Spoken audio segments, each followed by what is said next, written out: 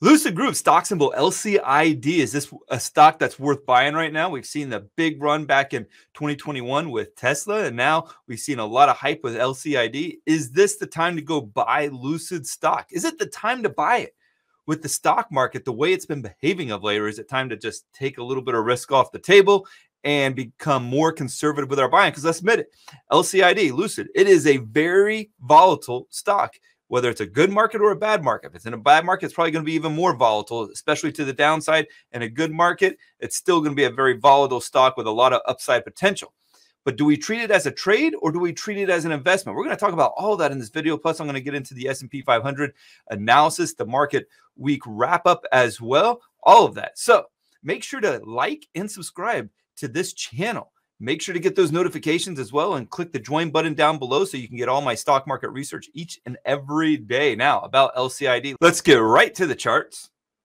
And first off, on LCID, it hasn't been trading that long. Going all the way back to September of 2020, the first thing that sticks out to me is the fact that it has a massive level of resistance that it could come into play if the stock is eventually going to rally from where it's currently trading at. Now, what I do like about it is despite this huge level of resistance, and right now it's going to be sitting at 55.91, current price is at 42.90, so there is about 30% of upside. But I also like this base that has formed, despite a lot of the market volatility over the past 3 months, a lot of market choppiness, this base has managed to form and put together a really nice platform to work off of. Now, when you zoom out, you're going to see it's tried multiple times to break down. And this particular time here this month on January 6th, it broke down below major support and saw an immediate influx of buyers that wanted to buy the dip. They did not want this to break below key support at 35. So the question too becomes, if you're to get into it, how do you manage the risk?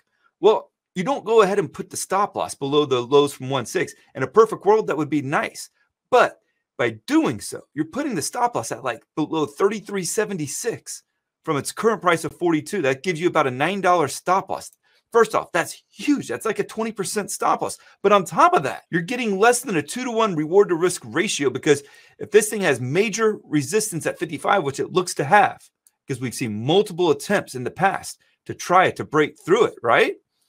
If it can't break through that level, then we have to assume that the next time it tests it, it's going to struggle as well and may not get through it and sell off again. If it sells off, you don't want to be giving up all your profits.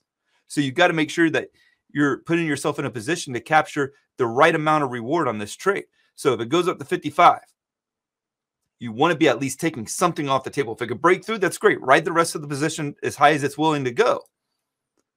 But when it comes to the stop loss, if you're putting it below these lows here from January 6th, that doesn't give you a good reward to risk ratio. You can maybe do it with 35, but even then, you're still slightly below that 2-to-1 return. So probably for me, and this is going to be a tight one, but I also like to keep my stop losses tight, and I'll come back and revisit the trade if it sets back up again after getting stopped out. But I don't mind putting my stop loss probably below this $40 mark here. So right here would be 40.43. I might even go like 39.98. It gives me about $2.50 of downside. But if it works, if it works, you're looking at about a 5-to-1 reward to risk ratio. If I get stopped out and it wants to set back up again, I can go ahead and jump back in it. But this support level is going to be very, very key for me. So I want to see this support level hold for me. And in terms of entries, where I would be targeting an entry at is anything above the support level. If it starts to sink below, just wait for it. Wait to see if it comes back up above that support level. If it does, then it offers another chance to get long on it. But you also don't want to chase it at either. If it starts to get up to like $47, or let's say it gaps up to 47, you don't want to be chasing it at 47, because again, the reward to risk ratio becomes too unfavorable at that point. Because if you're going to put your stop loss at 39.98 and you're getting in at like 47, you got about $7 of downside, but you only have about $8 to the upside before it hits this risk level. You see what I'm trying to say about the reward to risk ratio and how important it is? Now, how about the SPY? Because we have seen a lot of craziness this past week on it. It started off with a bang where it looked like we were going to get a solid rally back up to all-time highs. In fact, we were about 1% off of the all-time closing highs when Wednesday came around. However, Thursday saw an attempt to keep pushing that market rally higher, but instead fell apart. And in doing so, created a very, very nasty red candle that knocked out 2 days worth of price action. So for the week, SPY, very uneventful, because Despite the rally Monday through Wednesday, we had that big sell-off on Thursday, but the sell-off couldn't follow through on Friday. And instead, you saw the dip buyers step in and keep the market at bay, causing the S&P 500 to fall for a second week, but only 0.3%.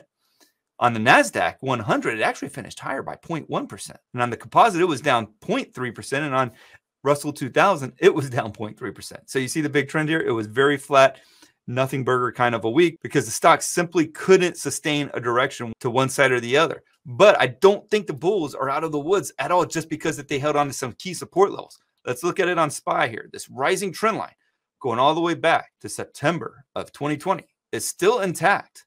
In fact, it continues to refuse to break this support level. It tested it twice in the past week.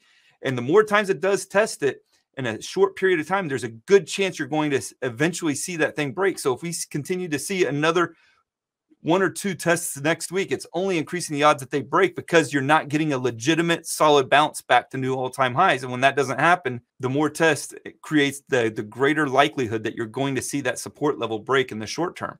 If it breaks, watch this massive price level support right here. This takes us down to about 452 from the 465 it's currently trading at. That's almost another 3% of downside. And if that breaks, then you're going to want to start paying close attention to these lows from December.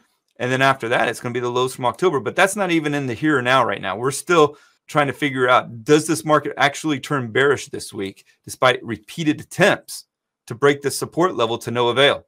On the weekly chart, I think what's even more interesting is this 20-week moving average. We don't really talk about that much. I've talked about it in some of the past videos, but I haven't talked about it of late. But check out how much strength continues to persist on this green line here at the 20-day moving average. Again, you got to, even in September and October, when the market sold off pretty good and some of the most selling that we saw all year long last year, it still managed to hold this 20-week moving average. And again, this past week, it tested it almost perfectly and bounced to a small extent. So watch this 20-week moving average, maybe even more so than this rising channel that it's been, because the 20-week moving average hasn't broken since May of 2020. On the Qs, still looking like, when you take all the lines off the chart, what do you see here? You see a big topping pattern, like a double top. Maybe some people would even say that's like a triple top right there.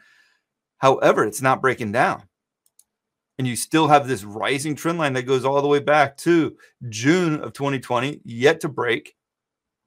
But you are seeing some weakness on this short-term price level support that price is willing to dip below, when in the past, particularly in December, it was not willing to do so.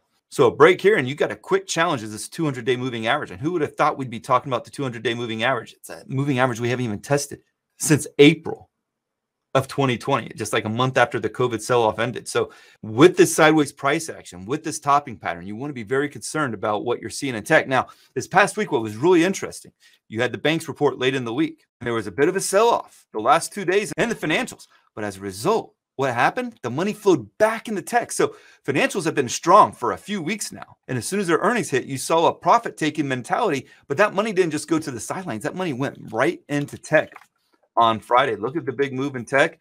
Look at the big move in the NASDAQ 100. And it was not even so much in tech stocks in general, but your FANG stocks, where all of them rallied really well on Friday. I'd also like to point out a lot of volume that poured in on Friday. You could say the same thing for SPY as well. Another good volume reading on Friday. So there was a healthy interest of buying, but it isn't necessarily what I would call a substantial bounce, except it just kept the market from breaking down. On the Russell 2000, you still have this significant support level that it's willing to trade below intraday, but it will not close below. It's amazing to watch this, because every time we test it, before the close can come about, we rally back above this critical support level. Now, what do I think it's going to take for the market to get bullish? Well, I think it's going to be very difficult to get bullish on the Russell 2000 for a much bigger move to the upside. Reason why is there's so much resistance overhead. First of all, it needs to clear this 227 level right here. If it can clear this 227 level, then it becomes much more bullish. And I don't remain as bearish on the market as a whole. Russell 2000 is able to do that. However, that progress is only short-term lived if it can't break above 231 and make substantial new highs beyond this 245 mark. So it has its work really cut out for it, and I don't expect that happening anytime soon. On the Qs, though, it just needs to get back above the week's highs, and the same can be said about SPY. If it does that, there's a very legitimate chance that we're going to make new all-time highs on both of those indices. But now, why do we keep seeing all of this automatic buying that keeps taking across all of these support levels? Well, a lot of it's just because of your algos and your dip buyers and your hedge funds. They've seen it work in the past, and they just continue to do it. I know somebody that keeps telling me every time TNA drops down to $70 or in the low 70s, I'm going to buy it every time blindly. I don't care what the market's doing. I'm going to do it each and every time. Well, that's going to work fine until the first time it doesn't work. And that first time it doesn't work, it's going to wipe out all of those trades that person made in TNA, the hedge funds and your algorithms and all of your dip buyers. They're conditioned to buy off of these price levels.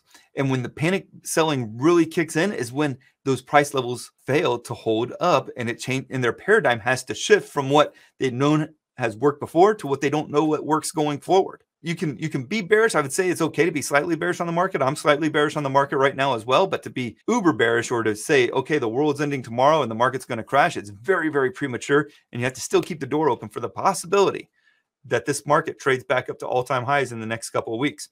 If you enjoyed this video, I'd encourage you to like and subscribe. It continues to help me grow this channel and to keep helping more traders just like yourself. Make sure to click the join button down below so you can get all my market research each and every day. That's going to include all of my weekly watch lists, the stocks I'm looking to trade each and every day, as well as the most intriguing charts that I come across, updates on all the FANG stocks and on all the indices. Thank you guys, and God bless.